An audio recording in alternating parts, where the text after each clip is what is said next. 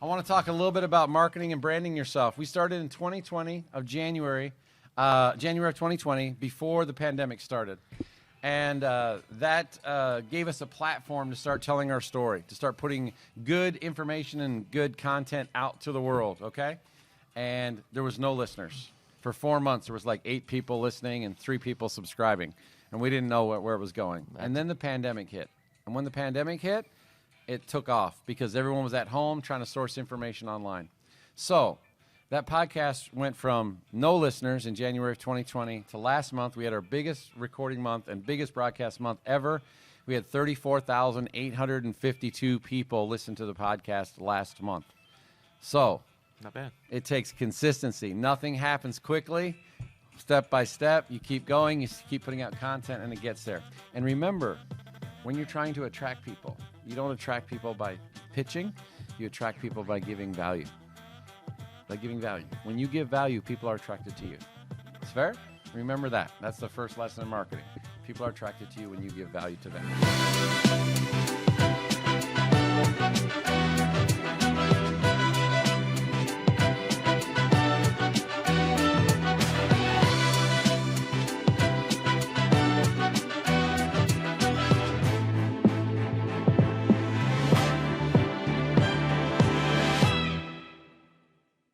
Well, welcome back, everybody, to another episode of the Life Insurance Academy podcast. I'm here with Chris and Zach and just a few of our favorite friends in Dallas, Texas at the Hilton Anatole at the 8% conference. And we are live. We are live today. Yeah. Woo! Bring it in. This is our first recording live with an audience. This is the first live recording. And we're going to get to hear from some of the audience members today. Yes. Guys, what are we doing today? Let's go. Well, today's it's really going to be a run through. Like, I wanted to have this as almost like a tailgating radio show. Like the first time we actually have an audience in a room and we want to hear feedback because we've never had live feedback. We get a lot of messages, we get a lot of calls, emails, different things of agents, and the thing I love the most, and we all love the most, is seeing those emails come through and talking about how a particular episode had really changed somebody's career, or they went from selling 2,000 a week and now they're selling 6,000-7,000 a week, and they're on like an 8-week run in a row of doing that. And it's all because of one nugget out of one episode, and it's been different. It's been different for everybody, and that's what I was thinking. Looking through this, I want to hear from you guys, if the ones that have listened to it, like how long have you listened? How did you hear about us? What was your first podcast you listened to? What got you hooked? Or if you haven't, who's your favorite? Yeah, exactly. Adam's pointing to himself. Right? I would agree with that. So Adam's roaming with the mic today, and he's our producer. He's the one who makes all the magic. Bart is rolling with the mic. Coach B rolling with the mic. Adam's rolling with the camera. Adam's our producer of the show. He does all the audio, all the video. And since about 4 months ago, we started uploading all the podcasts on YouTube as well. So they're not just available in audio format anymore. They're now available on YouTube for video content. So who has seen them on YouTube? Do you all see the cool animations that Adam puts in there without us really knowing? I think sometimes we don't even know it. me and Chris, we did I guess it's an unofficial series, the Real Talk with Chris and Zach, while he was climbing a mountain.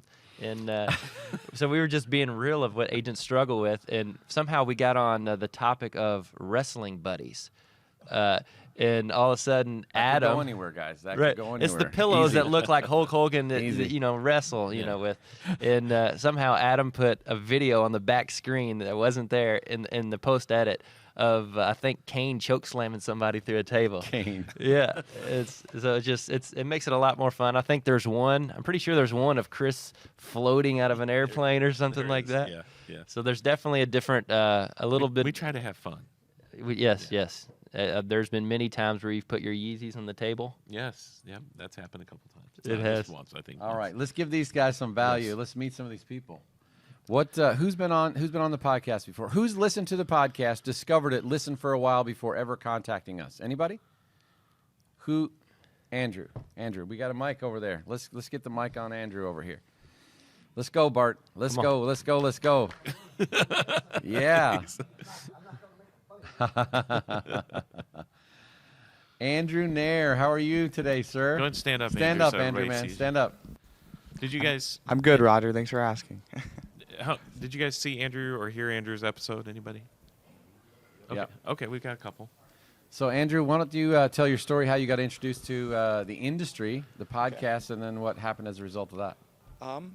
I was working construction, working at Starbucks as well, and I knew that I didn't want to do that forever. Well, how old were you when you started? I was a junior in high school, so It's 17. funny when you say, I've been working construction for 40 years. I got tired of doing it. You know.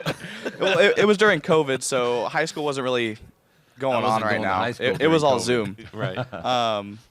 And yeah, I'm working construction. I'm like, I don't really want to go to college, but I don't want to do this forever. So I started looking around and seeing what my options were to make six figures out of high school. And I came across the episode where it's how to make $100,000 in life insurance. And I started listening. In one of the episodes, Chris leaves his email. I email him like, hey, man, can I connect with you? And he's like, yeah, sure, just give me a call. And so I called him, and we talked on the phone for a few hours that night. And yeah, from there, it's just been, following the steps If I and learning remember the process. correctly, you listened for like a year before you were even old enough Oh, to yeah. be able to get licensed. Yeah. So when I reached out to Chris, he's like, man, yeah, you sound like you would really connect with us. You sound like a good fit. Only issue is you have to be 18. And I'm like, what? Like, what kind of crap is that, man? Like, but, Do you have a favorite episode besides yours? I really like James Dars. Yeah. I do. I really like his, the broke to debt free in 2 years. Yeah. I think that's really cool. I like how he had people telling him that he couldn't make $3,000 a week. And he finally sees him again, and he goes, you are absolutely right. I'm not making $3,000 a week. I'm making $4,000 or $5,000 a week. Can I take you to lunch? And Yeah. I don't know, man. It gives me chills. Like, Yeah. Yeah. I went through something similar where I had a lot of people back in my hometown that are like, you can't make that kind of money. And a year into it, and I'm making a lot more than I said I was going to make. That's awesome. Cool, man. He's 19, by the way. Yeah, 19 now. Rocking it out. Great job, man. And you told me we were driving in today. I was like, he's like, is it okay if I listen to rap? He drove me here, by the way. He said, is it okay if I listen to rap? I was like, yeah, you can listen to rap. It's your car. That's fine. I said, is this how you start your day usually when you go out there? Which I'm not a big rap listener. Surprise. But he said, no, I listen to one or two podcasts every day. Boom. Boom. That's There you awesome. I was go. like, wow. There you go. Wow. Yeah, Cool, man. start it in the shower. That's great. I didn't need to know that, but thank you. And at this point, I've listened to them all so many times that I'm like saying it along with you guys. Great. Love it, man. That's great. One of the cool things about having a podcast platform or having a platform to tell your story, whatever that is, Josh Jones, you're starting to build your platform. You're not starting; you're actually well underway. Let's get over here to Josh Jones, Joshua Youngs. Sorry, and Joshua Youngs is the Medicare Peace of Mind. He's always in brand. Adam, let's give him some free advertisement. He Show, is. you Yeah, gotta show that shirt. Yeah. Let's get He's it. on brand, dude. This guy is starting to build his brand. Let's get around here. We're going to get Adam. There you go. There you go. We need to get Adam a Segway. Yes, there you go. That would be awesome. Josh Youngs, tell us what it's been like for you to start your brand and what it's like now that you're actually intentionally marketing your brand with support. I know you got some support. You're doing some cool things. You're always on point. What starts to happen when you start putting yourself out there and giving away value? Well, for a long time, you feel like you're doing nothing. You feel like you're making no progress. You feel like you're Right. just speaking into the closet, and you feel like you have no audience. What I've learned is people will trickle in and they'll start talking to you. I pay attention. I'm your biggest fan. I've heard a lot of that where I wasn't expecting to hear that. So if you're wanting to put yourself out there, number one, I built a brand before I had any intention of spreading the brand. I was really just trying to do it to make myself stand out as an agent first. And then over time, when I was ready to go back to mentoring agents again, I needed to get myself known. Because who wants to work with the guy they don't know, right?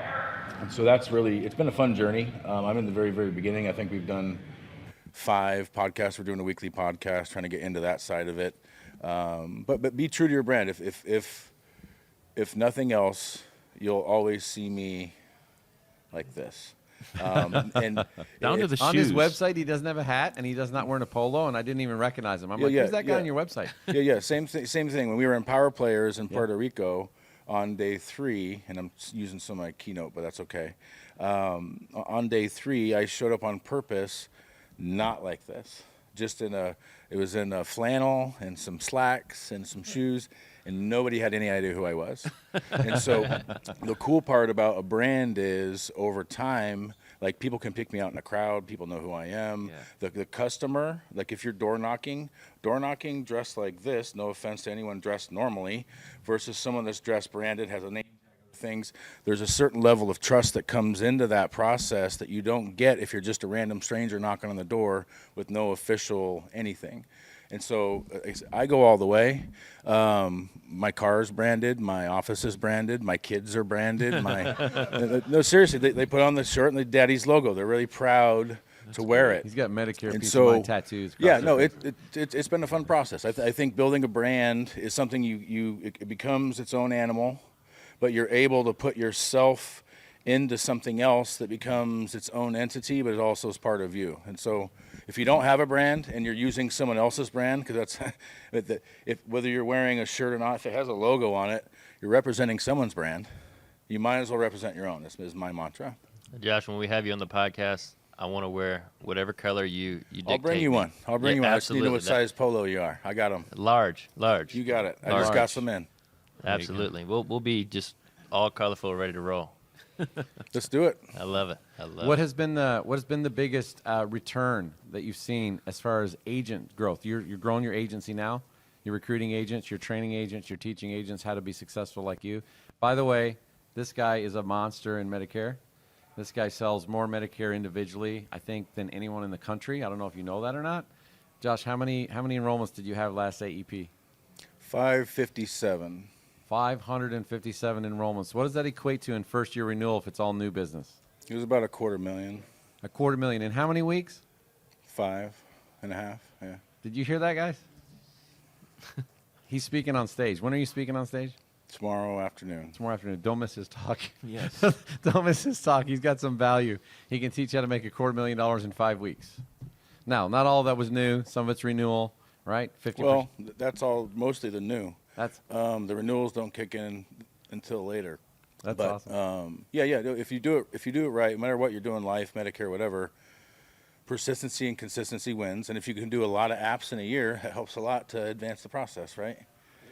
So he's grown his agency, he's grown his brand. Now that you're putting yourself out there, people have been attracted to you. They want to learn what you do because they know of who you are. Yeah. Well, my number one tip is hire Cody to put you on his podcast or go on a podcast like this. Every time I'm on an interview with Cody for a month or two, people will just randomly call me or send me messages saying, "Hey, I saw you." But that's literally all. I don't do recruiting, mostly because that's not my focus. My partner, who I've just hired now, my right-hand man, he's not really a partner, but it's his job to do that now. And that's my number one piece of advice to all of you is hire an assistant before you think you need one. In fact, I would hire 2 assistants before you think you need one. They're cheaper than you think, and they're going to exponentially increase your ability to do more apps. So the second I hired an assistant, I went from 200 apps in AEP to 450 apps, and then the next year I got to 550. This year I'm shooting for 800. We'll see what happens. But yeah, shoot high.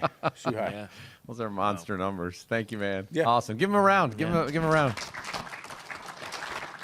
You know, that we've said that word branding several times.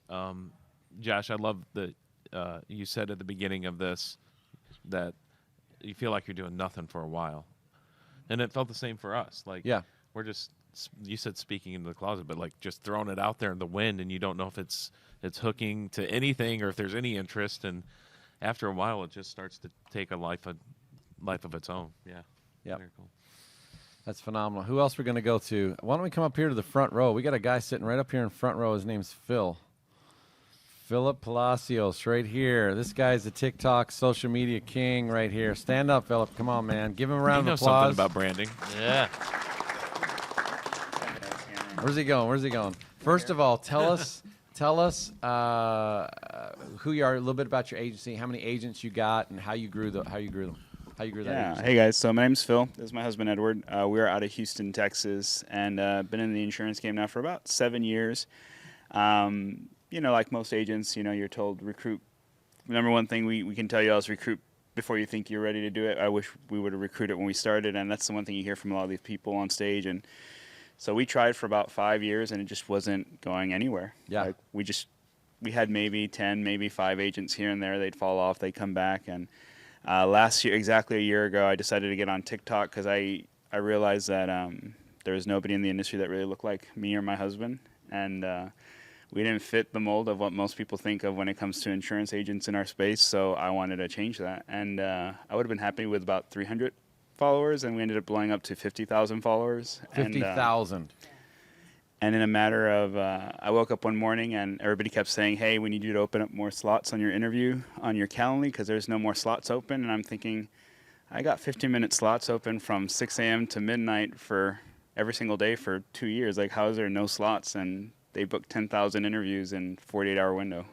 So you said you're on TikTok. Yeah. That's a lot of floss dancing. Yeah. Right?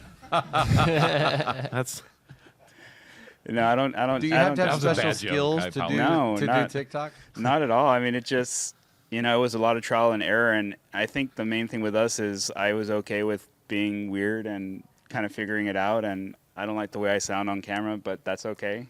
I don't think anybody does. And yeah. I think once I made peace with those aspects, it got really easy to just kind of be yourself. And I found what worked really quickly and what didn't work, and made adjustments as I needed. And I think, we're all about numbers, so I'll share the number side of it, because a lot of people's like, what does that even mean? So we, after those interviews were booked, we enrolled over 1,000 people in class to get their life insurance license. We hired 250 licensed agents, and in 4 months, we did 1.3 million in production by part-time agents. So That's great. Boom. You got a reaction over here. So on TikTok, you're saying getting life insurance, it's great. You can make a lot of money. Here's my thing. Book an appointment. What are you saying on TikTok Yeah, to you get said- people to like? you said you figured out what works. Things Yeah. didn't work. What You're is it asking that the is man to working? give his sauce? Yes, that's what this is. I will say this, Dallas was talking to his wife, and he showed her my profile, and he was like, why is this working? You tell me. And she said, it's easy because he's happy. And when he told me that, I thought, like, man, that's crazy, because when I started that, I was in a really low part of my life, Really? and I wasn't very happy, but I was very joyful. And I think that's what it is. Like, if you can find the joy in anything that you do, like, people want that. And it doesn't matter what it is that you're doing. Like, if you're on a farm, like our buddy over here, Josh, if you're on a farm with your kids and they're happy, I mean, people want that. Like, after hearing his story, I was like, man, I want to get a farm. Like, I think I'm going to get a farm. That's right. Yeah.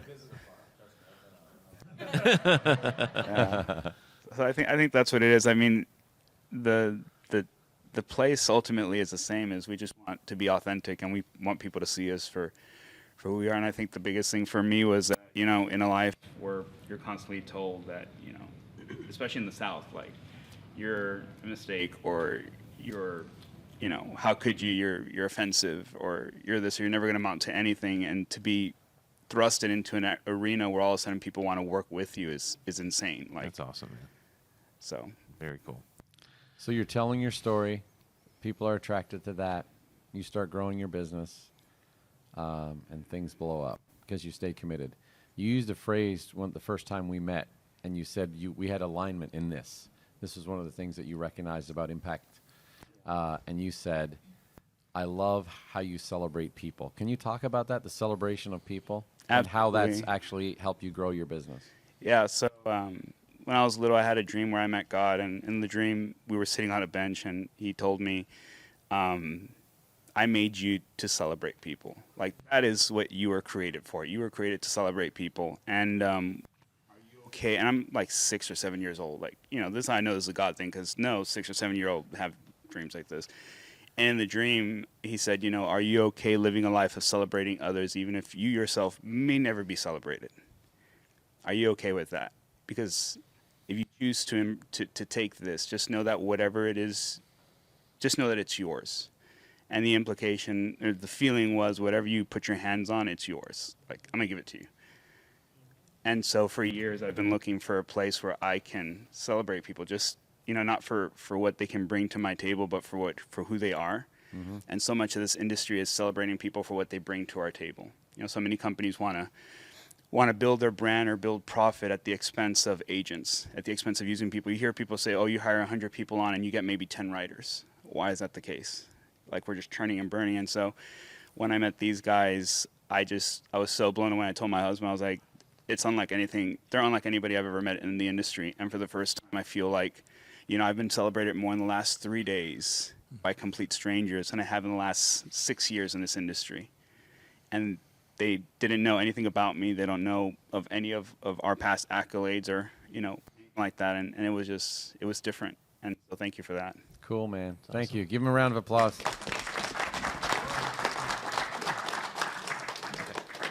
Cool. Well, does anybody have? We got a volunteer here. Yeah, let's go to Moon. Yes, Let's go to another Moon. celebrity. Man, this room is packed. Moon Thomas, right here. Moon Thomas. Let's cut to Moon. Moon was a contestant on the Ultimate Agent contest. There How many of she you have is. seen that? She Oh my applied. gosh. She had the best dance, and she had the best celebration. She got Yes. selected. Yes. And I was one of the mentors on there. So Moon, let's learn a little bit about Moon and who she is and what she's doing with her life. What's going on, my Moon gosh. Thomas? My life is insane since the Ultimate Agent. Honestly, how we talked about it earlier with the connections and the networking and social media, that was the biggest takeaway for me. And I'm not giving out any spoilers, but if you watch the episodes and you'll see, I really, really learned like the biggest lesson in my whole entire life with that one challenge that my social medias was on private. And if you know my backstory, if you were watching, is that I actually quit my job on the way to the contest. Wow. I wrote my resignation letter on the flight to Missouri. And like, I'm on there like, to who this may concern, like, I'm out. I'm about to be on the Ultimate Agent. She went all in. And it was just one of those things that I knew I just had to take the leap, just jump out there. Before I even heard about the contest, I never even had a TikTok. My most recent video right now is almost at 10,000 views. Boom. Wow. Nice. Is it a video of Chris? No, no. Flossing. And that was the thing for me, is that I always shied away from social media because of my job. Yeah. And, I just, the nosy employees that work around, I don't need them in my business, right? That's the way I was looking at social media. But it was so like just the light bulb, like just turned on real quick, right?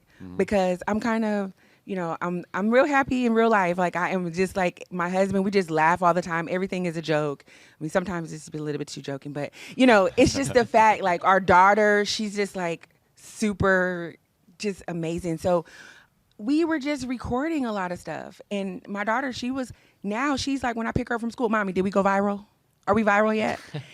She is like into it, and it's just a big deal. I'm just saying, if anyone in here is not utilizing social media, I mean, you're really blocking your own blessings.